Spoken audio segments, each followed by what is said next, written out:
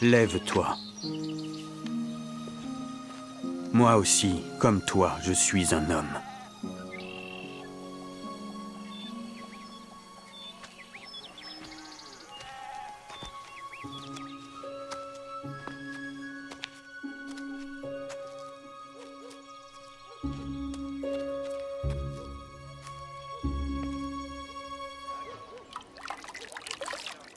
Tu es entré chez des incirconcis, et tu as mangé avec eux.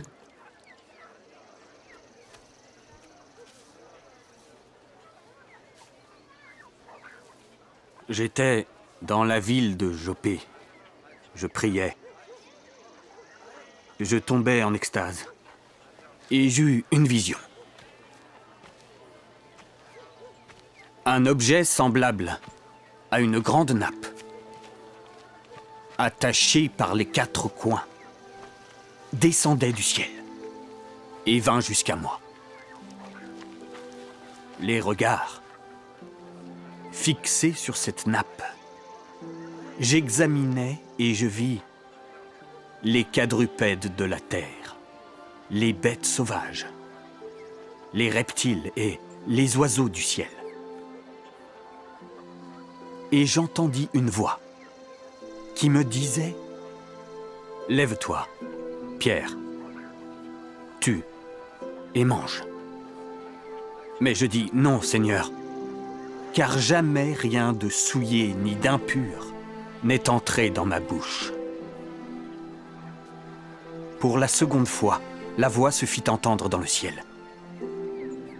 Ce que Dieu a déclaré pur, ne le regarde pas comme souillé. Cela arriva jusqu'à 3 fois. Puis tout fut retiré de nouveau dans le ciel. Et voici, aussitôt 3 hommes envoyés de Césarée vers moi se présentèrent devant la porte de la maison où j'étais. L'Esprit me dit de partir avec eux, sans hésiter. Les 6 hommes que voici m'accompagnèrent, et nous entrâmes dans la maison de Corneille. Vous savez qu'il est défendu à un Juif de se lier avec un étranger ou d'entrer chez lui. Mais Dieu m'a appris à ne regarder aucun homme comme souillé et impur. C'est pourquoi je n'ai pas eu d'objection à venir puisque vous m'avez appelé.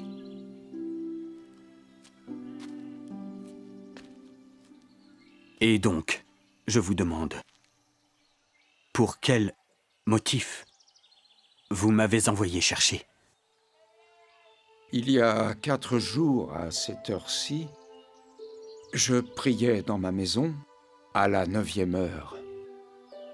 Et voici, un homme vêtu d'un habit éclatant se présenta devant moi et dit « Corneille, ta prière a été exaucée, et Dieu s'est souvenu de tes aumônes. Envoie donc à Jopé et fais venir Simon, surnommé Pierre. Il est logé dans la maison de Simon, corroyeur, près de la mer, lequel, étant venu, va te parler. » Aussitôt, j'ai envoyé un serviteur vers toi. Maintenant, donc, nous sommes tous devant Dieu pour entendre tout ce que le Seigneur t'a ordonné de nous dire. En vérité, je reconnais que Dieu ne fait point exception de personne, mais qu'en toute nation, celui qui le craint et qui pratique la justice lui est agréable. Il a envoyé la parole aux fils d'Israël, en leur annonçant la paix par Jésus-Christ, qui est le Seigneur de tous. Vous savez, ce qui est arrivé dans toute la Judée après avoir commencé en Galilée, à la suite du baptême que Jean a prêché. Vous savez comment Dieu a oint du Saint-Esprit et de force Jésus de Nazareth qui allait de lieu en lieu faisant du bien et guérissant tous ceux qui étaient sous l'empire du diable. Car Dieu était avec lui. Nous sommes témoins de tout ce qu'il a fait dans le pays des Juifs et à Jérusalem. Ils l'ont tué en le pendant au bois. Dieu l'a ressuscité le 3e jour et il a permis qu'il apparût, non à tout le peuple, mais aux témoins choisis d'avance par Dieu. À nous qui avons mangé et bu avec lui après qu'il fut ressuscité des morts. Et Jésus nous a ordonné de prêcher au peuple et d'attester que c'est lui qui a été établi par Dieu juge des vivants et des morts. Tous les prophètes rendent de lui le témoignage que quiconque croit en lui reçoit par son nom le pardon des péchés.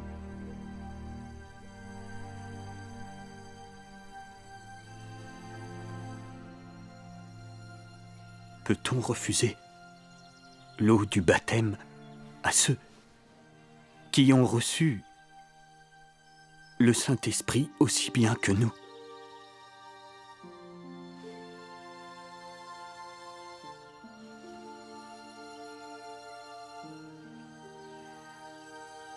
Et je me souvins de cette parole du Seigneur. Jean a baptisé d'eau,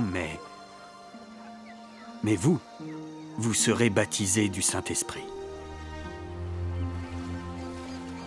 Or, puisque Dieu leur a accordé le même don qu'à nous, qui avons cru au Seigneur Jésus-Christ,